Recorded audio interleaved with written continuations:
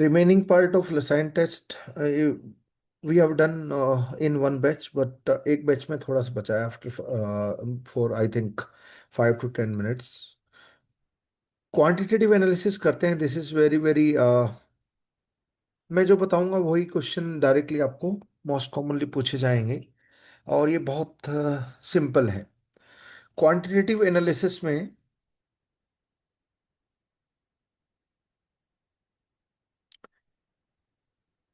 कितनी क्वांटिटी किसी एलिमेंट की, क्वांटिटेटिव एनालिसिस मतलब एलिमेंट का चल रहा है. क्वांटिटेटिव एनालिसिस मतलब एलिमेंट का है, किसी एसिडिक और बेसिक रेडिकल का नहीं है, सल्फेट का नहीं है, फॉस्फेट का नहीं है. और रसायन टेस्ट भी क्वालिटेटिव एनालिसिस के लिए था, वो भी एलिमेंट की एलिमेंटल एनालिसिस के लिए था. तो कितनी क्वांटिटी है, फॉर एग्जांपल कोई अमीन है, साइनाइड है, तो उसमें कितना परसेंटेज नाइट्रोजन है.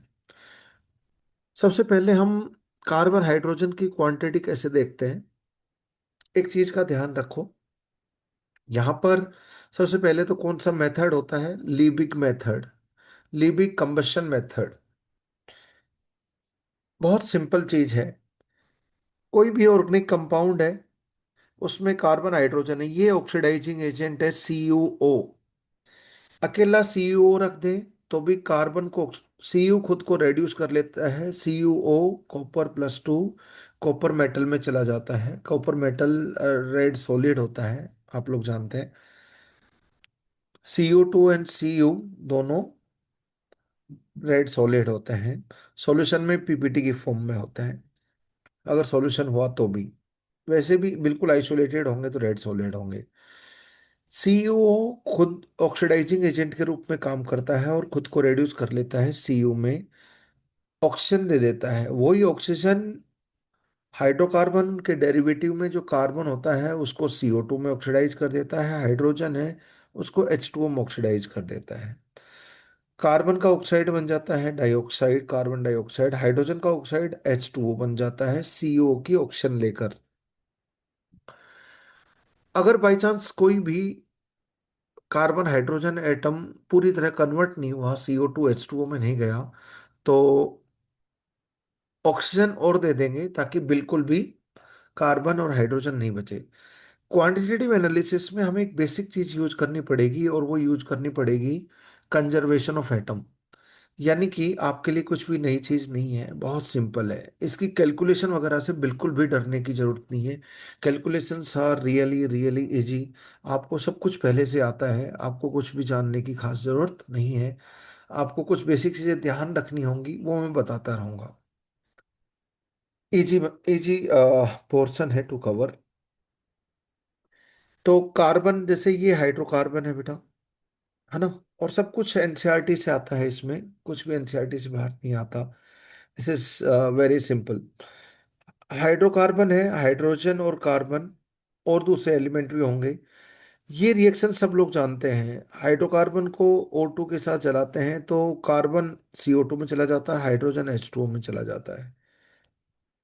अब क्या करेंगे, जो ऑक्सीडाइजिंग एजेंट है O2 and CaO, ये हम एक्सेस में लेते हैं. एक्सेस में क्यों लेते हैं, एक्सेस में इसलिए लेते हैं ताकि कार्बन और हाइड्रोजन पूरी तरह बिल्कुल नहीं बचे. हाइड्रोकार्बन जो ऑर्गेनिक कंपाउंड में है, वो सारा का सारा कार्बन CO2 की फॉर्म में चला जाए, तो कंजर्वेशन ऑफ कार्बन एटम लगा देंगे.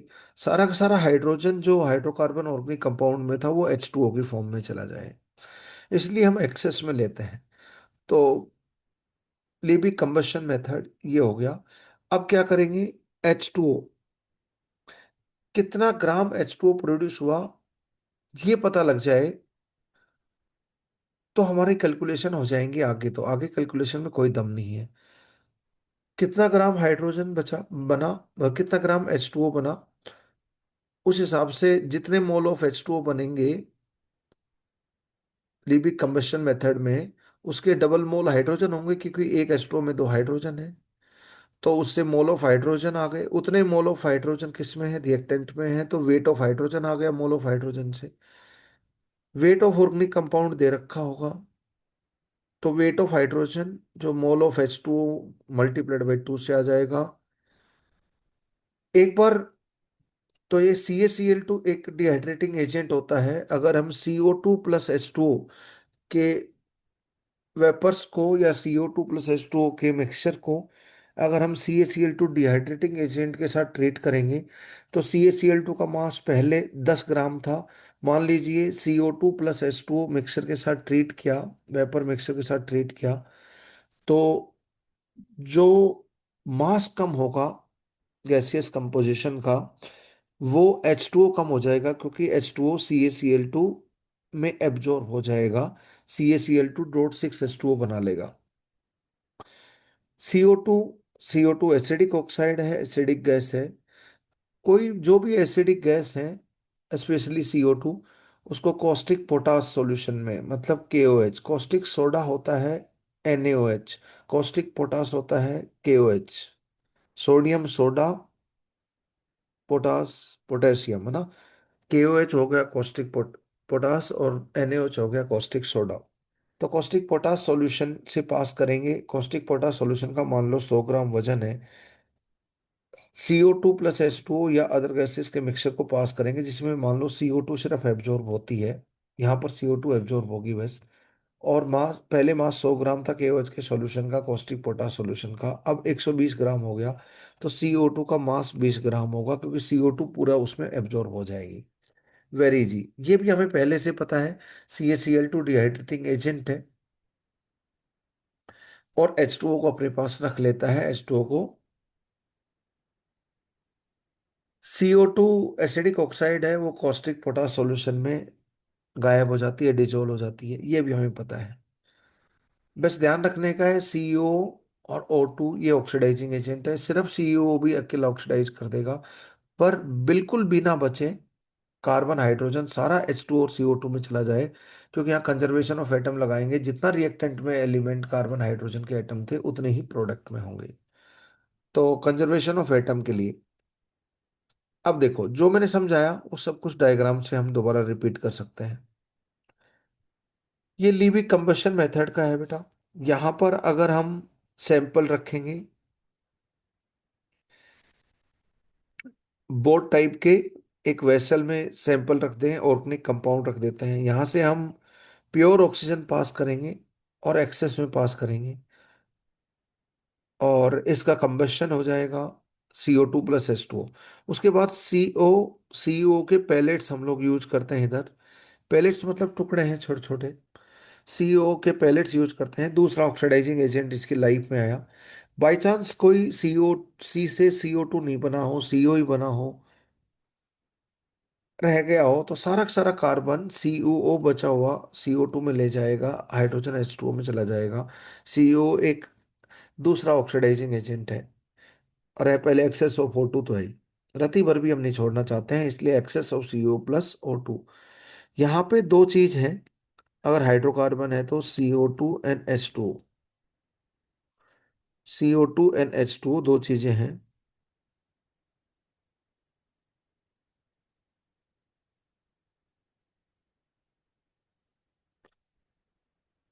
एनहाइड्रस CaCl2 से पास करेंगे, तो एनहाइड्रस CaCl2 से पास करेंगे तो H2O इसमें समाहित हो जाएगी।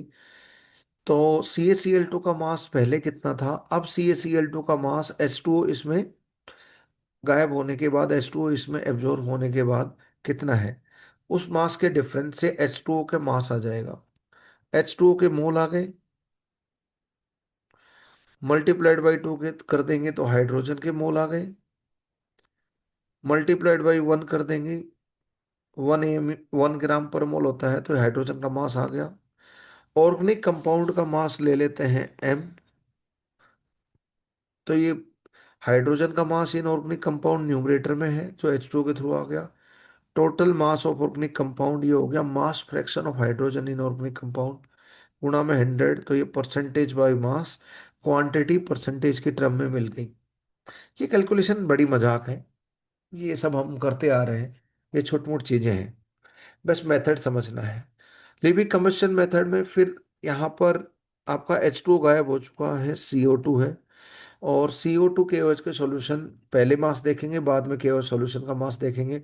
मास का डिफरेंस ही CO2 कितनी कंबशन में यहाँ पर पैदा हुई वो, मोल्स ऑफ CO2 एक बार आ गए, तो एक CO2 में एक मोल कार्बन है, तो moles of carbon multiplied by 1 आ गए, मल्टीप्लाइड बाई 12 करूंगा तो ये वेट ऑफ कार्बन आ गया ऑर्गेनिक कंपाउंड में। वो जितने कार्बन एटम और उसका मास KOH के सॉल्यूशन के मास को बढ़ाने में यूज हो रहे हैं, उतना ही ऑर्गेनिक कंपाउंड में था, तो टोटल m ग्राम में इतना था। ये हो गया मास फ्रैक्शन, और इसको 100 से गुणा कर दीजिए,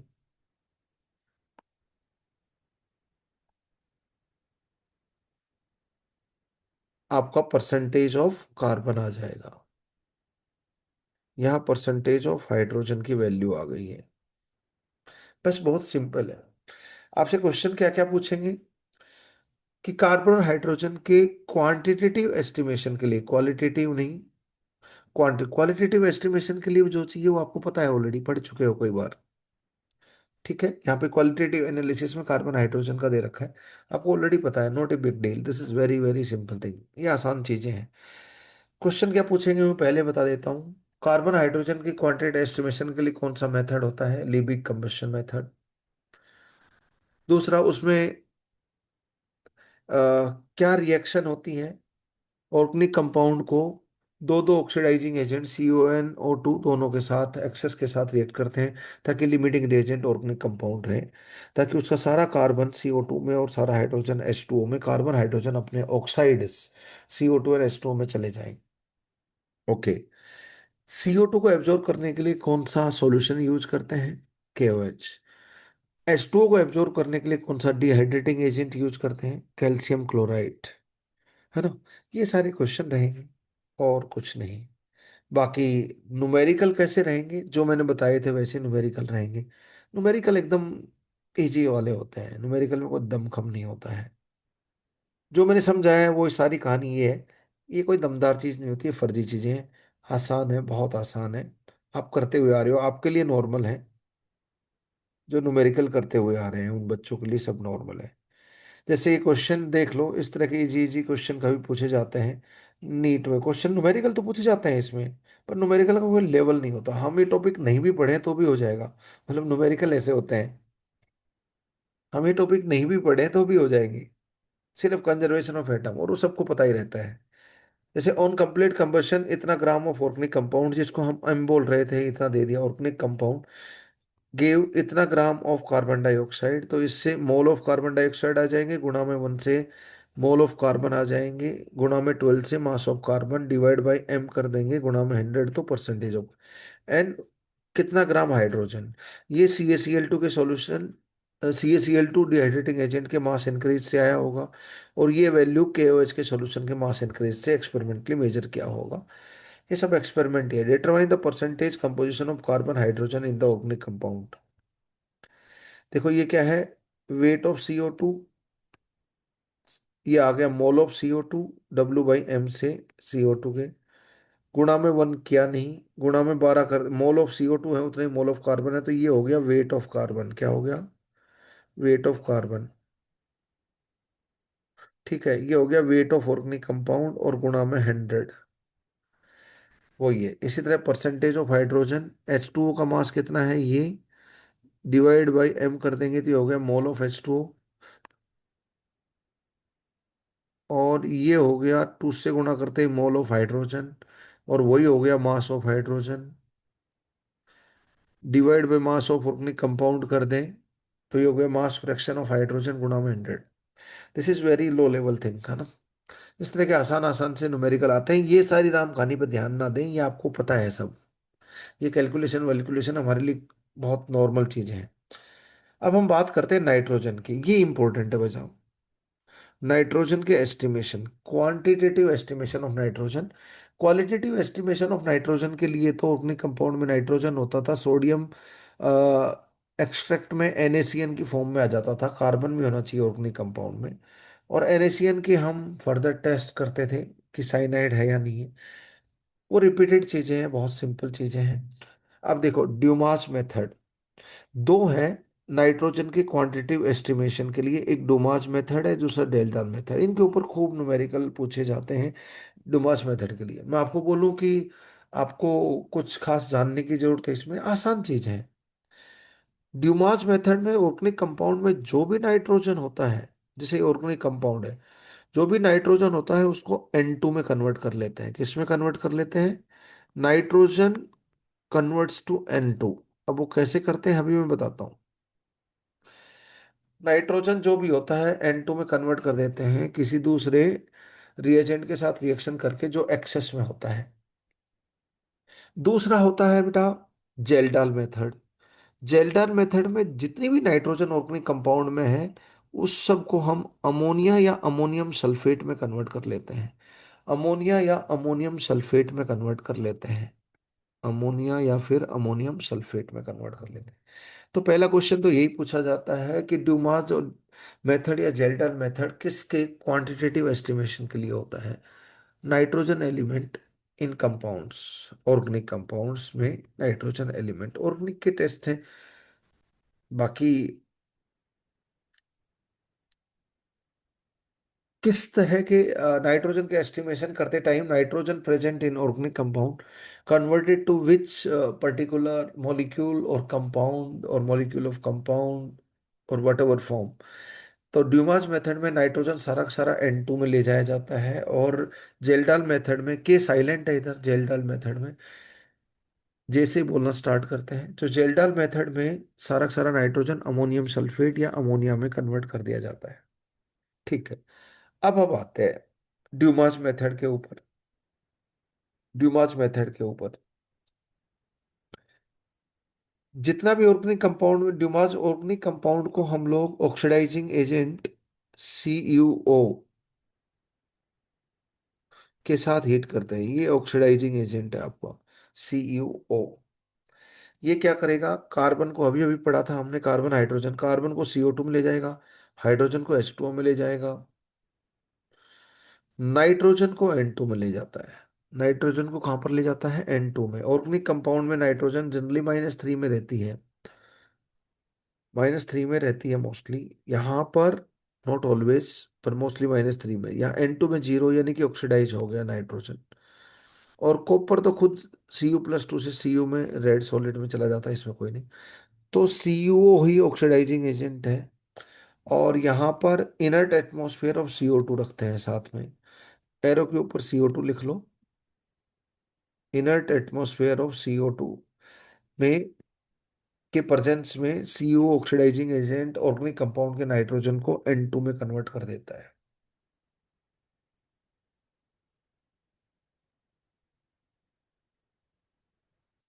बस इसमें थोड़ा सा पंगा होता है। थोड़ा सा पंगा होता है कि जैसे ही N2 बनता है तो साथ साथ में कुछ नाइट्रोजन के ऑक्साइड बन जाते हैं। ऑक्सीडाइजिंग एजेंट CO के साथ नाइट्रोजन के ऑक्साइड भी बन जाते हैं, जैसे N2O, NO, NO2, इस तरह नाइट्रोजन के ऑक्साइड भी बन जाते हैं। इसके लिए हम क्या करते हैं? एक बार ये मिक्सचर बन गया, साथ में N2 के साथ में नाइट्रोजन के ऑक्साइड भी बन गए, N2O वगैरह, तो उसको हम हीटेड कॉपर के ऊपर से पास करते हैं। और heated copper metal reducing agent का काम करता है, तो नाइट्रोजन के ऑक्साइड को नाइट्रोजन N2 में ही कन्वर्ट कर देता है। अगर कोई बाई चांस सारी की सारी नाइट्रोजन को N2 में लेके आना है, और बिल्कुल भी नाइट्रोजन ऑर्गेनिक कंपाउंड वाली छूटनी नहीं चाहिए, सारी N2 में आनी चाहिए। ठीक है। तो बाई चांस कोई CEO अगर सारी नाइट्रोजन को N2 में नहीं ला पाया ऑक्सीडाइज करके, तो कुछ हम CU मेटल है उसके साथ ट्रीट करते हैं, और नाइट्रोजन के ऑक्साइड भी अगर बन गए N2 के साथ CO ऑक्सीडाइजिंग एजेंट के साथ, तो reducing agent CU metal use करेंगे, जो दोबारा N2 में ले आएगा। तो सारा का सारा नाइट्रोजन N2 की फॉर्म में हम लोग कन्वर्ट कर देते हैं। N2 की फॉर्म में कन्वर्ट कर देते हैं। अब क्या होगा? CO2 है, H2O है और N2 है। CU मेटल तो सॉलिड है, उसको तो हटा दो। जो गैसियस फेज में रहेगा वो ये रहेगा रिएक्शन के दौरान, टेस्ट के दौरान। CO2 को गायब करने के लिए हम लोग क्या करेंगे? CO2 को गायब करने के लिए हम लोग CO2 को गायब करने के लिए हम लोग एक्वस केओएच के सॉल्यूशन से पास कर देंगे, तो CO2 तो छूमंतर हो जाएगी। और N2 गैस घुलेगी नहीं एक्वस केओएच के सॉल्यूशन में, तो एन टू गैस ऊपर इकट्ठी हो जाएगी सॉल्यूशन के। अभी हम डायग्राम से अच्छे से समझ लेंगे। पोटासियम हाइड्रोक्साइड सॉल्यूशन को यूज करेंगे ताकि वो गायब हो जाए। देखो, CO2 का एटमॉस्फेयर रखते हैं, CO2 का CO गेज हम यहाँ पर यूज करते हैं। CO और ऑर्गेनिक कंपाउंड यहाँ पर है, CO2 का इनर्ट एटमॉस्फेयर रखने के लिए यहाँ पर खूब सारा, यहाँ CO है, यहाँ CO है, यहाँ CO है। तो ऑक्सीडाइजिंग एजेंट को एक्सेस में रखा है। देखो, CO गेज बना लिया, CO उसके साथ डाल दिया, सैंपल के साथ CO कोर्स मटेरियल, थोड़े मोटे पार्टिकल उसमें रख दिए, ठीक है ना। अलग अलग फॉर्म में CO, ताकि CO पूरी तरह रिएक्ट कर जाए और यहाँ पे जो गैसियस प्रोडक्ट बने वो कोर्स पार्टिकल, मोटे पार्टिकल के बीचों बीच से पेनिट्रेट करते हुए आगे भी चले जाएं। ठीक है। अब क्या करेगा, मान लो नाइट्रोजन के ऑक्साइड बन गया, तो यहाँ पे कॉपर मेटल रेड्यूसिंग एजेंट के रूप में कॉपर गेज रखते हैं, कॉपर वो रेड्यूस कर देगा सारा का सारा। यहाँ पर रहेगा क्या, CO2, H2O एंड N2, सारा नाइट्रोजन N2 में आ चुका होगा। बस यही इंपॉर्टेंट चीज है, यही इंपॉर्टेंट चीज है। अब देखो, यहाँ पे ये गैसियस मिक्सचर होगा, CO2, N2 एन H2O। यहाँ से हम पास करते हैं नैनोमीटर,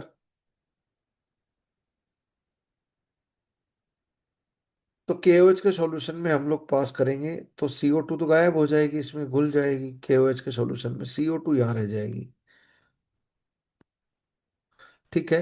और N2 गैस यहाँ पर रहेगी। N2 रहेगा, चूंकि लिक्विड है, चूंकि लिक्विड है तो N2 के साथ साथ यहाँ पर H2O वेपर भी रहेगी, वाटर वेपर, एक्वस टेंशन भी रहेगा। तो यहां से जो प्रेशर मेजर किया जाएगा, यहाँ पे जो प्रेशर होगा वो ध्यान रखना, कभी भी किसी एक्वस सॉल्यूशन के ऊपर कोई गैस कलेक्टेड हो तो उस गैस का या उन गैसेस का प्रेशर प्लस एक्वस टेंशन, इन दोनों का समेशन ही मैनोमीटर मेजर करता है। यहाँ पे टोटल प्रेशर हमें जब एक्सपेरिमेंटली मेजर करेंगे ड्यूमास मेथड में, तो टोटल प्रेशर होगा। बस एक चीज तो यह ध्यान रखनी है, टोटल प्रेशर है। एक्वस टेंशन उस टेम्परेचर पे पता होगा जिस टेम्परेचर के ऊपर यहाँ N2 और N2 gas plus aqueous, P gas का मतलब यहाँ पर N2 हो गई बेटा, N2 हो गई। तो यहाँ पे एक चीज ध्यान रखनी, ये यहाँ पे ध्यान रखने की चीज नहीं है, मैंने आपको बता रखा है। जब भी प्रेशर दे रखा हो, कभी भी कोई मैनोमीटर प्रेशर मेजर करता है, जब भी प्रेशर किसी क्वेश्चन में दे रखा हो, तो you have to take it total pressure. क्योंकि सब कोलिजन करते हैं, मैनोमीटर तो टोटली मेजर करेगा। तीन चार गैसेस हैं या कुछ गैस और वेपर हैं, तो मैनोमीटर किसी इंडिविजुअल का कैसे मेजर कर सकता है जब सब कोलाइड कर रहे हैं। तो मैनोमीटर का फंडा आप लोग बेसिकली, इंस्ट्रूमेंट है तो टोटली प्रेशर मेजर करेगा, जो भी गैसियस मिक्सचर रहेगा उसका। 10 मिनट्स के बाद you have to rejoin using the same link. ये हो गया, ठीक है। तो एक्वस टेंशन दिया हुआ होगा तो प्रेशर ऑफ नाइट्रोजन आ जाएगा। अब प्रेशर ऑफ नाइट्रोजन आ गया तो पीवीजी गोल्डन से मोल ऑफ नाइट्रोजन आ जाएंगे, मोल ऑफ नाइट्रोजन आ जाएंगे तो वेट ऑफ नाइट्रोजन आ जाएगा। और वेट ऑफ ऑर्गेनिक कंपाउंड दे रखा होगा, divide multiplied by 100। Weight of organic compound पहले ही नाप तोल के लेते हैं एक्सपेरिमेंट करते टाइम, गुणा में 100, यानी कि न्यूमेरिकल में दे रखा होगा। तो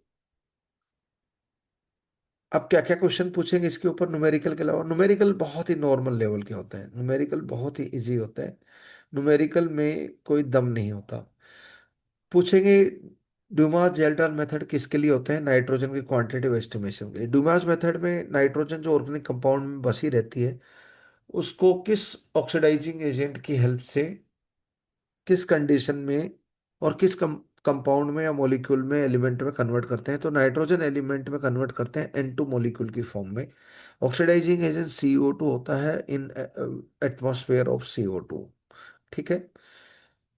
उसके साथ साथ नाइट्रोजन के, नाइट्रोजन ड्यूमास मेथड में कॉपर, ये कॉपर गेज को यूज करते हैं, कॉपर मेटल को यूज करते हैं to act as reducing agent, ताकि नाइट्रोजन के ऑक्साइड भी N2 के साथ बन जाए पहले सीओ के साथ, तो उनको भी N2 में नाइट्रोजन में लाया जा सके और सारी की सारी नाइट्रोजन N2 की फॉर्म में आ जाए, कंजर्वेशन ऑफ नाइट्रोजन एटम लगाया जा सके, क्योंकि क्वांटिटी मेजर कर रहे हैं।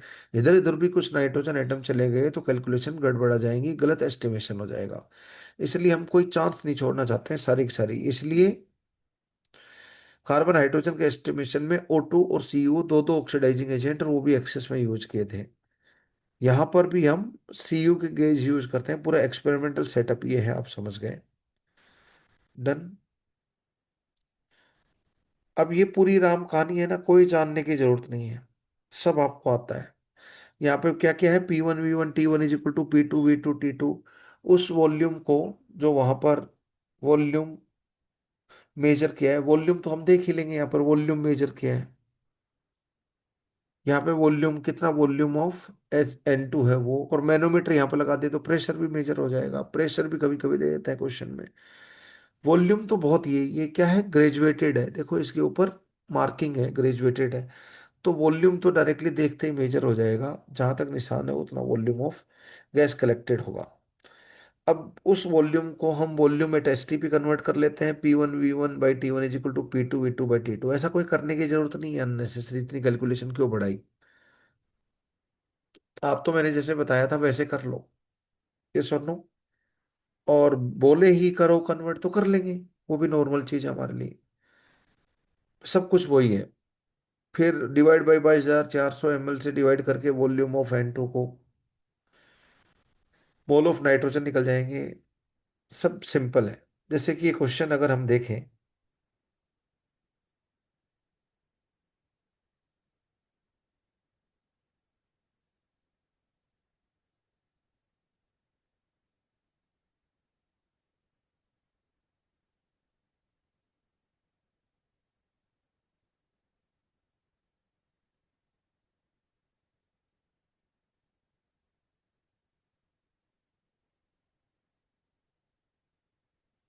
देखो, ड्यूमास मेथड में, ड्यूमास मेथड में एस्टिमेशन ऑफ नाइट्रोजन के लिए न्यूमेरिकल किस तरह के आते हैं, बहुत ही नॉर्मल लेवल का न्यूमेरिकल है। बस ये देखना है वो टोटल प्रेशर है, एक्वस टेंशन प्लस नाइट्रोजन का प्रेशर ड्यूमास मेथड में, बस। यहाँ पे मिस्टेक कर सकते हो, बाकी आप कोई mistake, 0.3 gram of organic compound, ये एम दे दिया डिनोमिनेटर में रखने के लिए, परसेंटेज।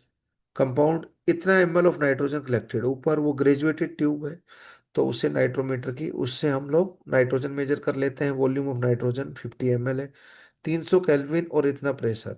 अब क्यों STP पे वॉल्यूम कन्वर्ट कर रहे हो, तो प्रेशर दे दिया, वॉल्यूम दे दिया नाइट्रोजन का, मोल ऑफ नाइट्रोजन आ जाएंगे यहाँ से,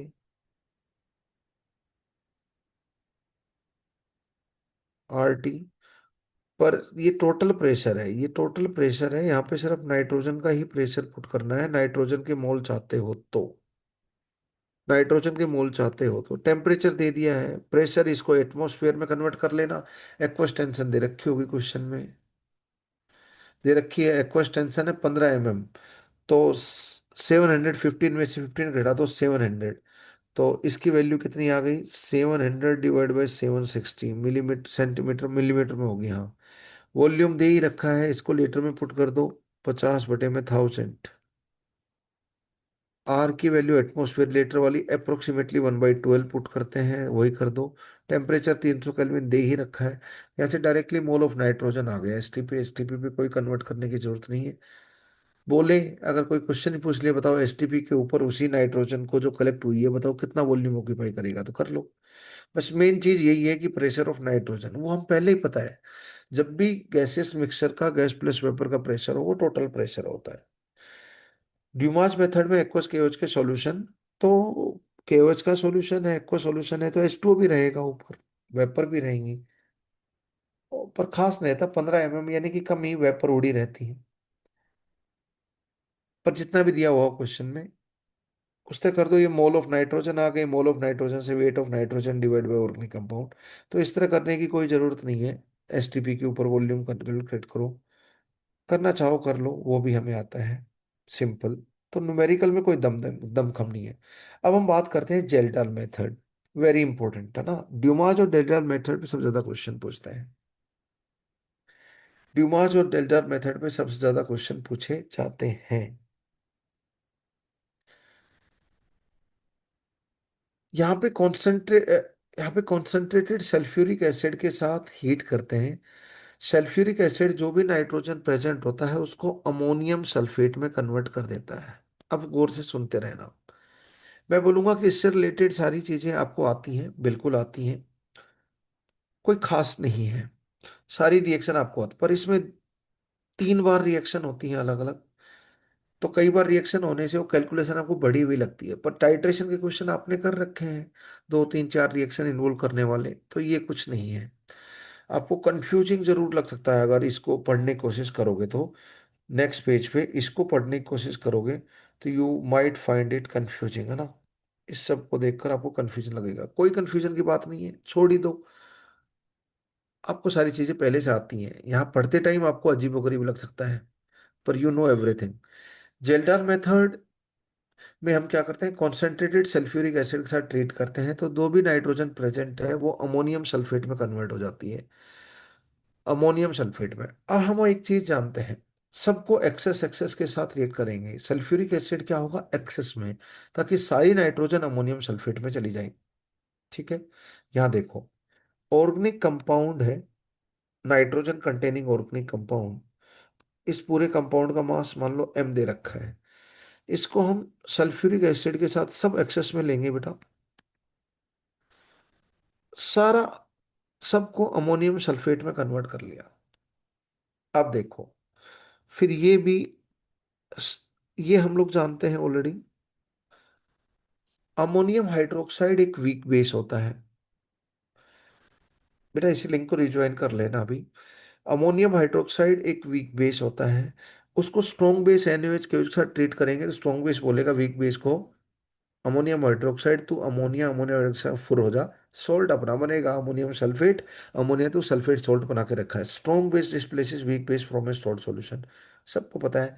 तो क्या हो जाएगा, अमोनिया आ जाएगा, अमोनियम हाइड्रोक्साइड अमोनिया की फॉर्म में, वो NH3 की फॉर्म में टूट जाता है, और सोडियम NaOH अपना सोडियम सल्फेट बना लेगा, अपना सोल्ट बना लेगा। ये रिएक्शन भी हमें पता है, स्ट्रॉन्ग बेस वीक बेस को।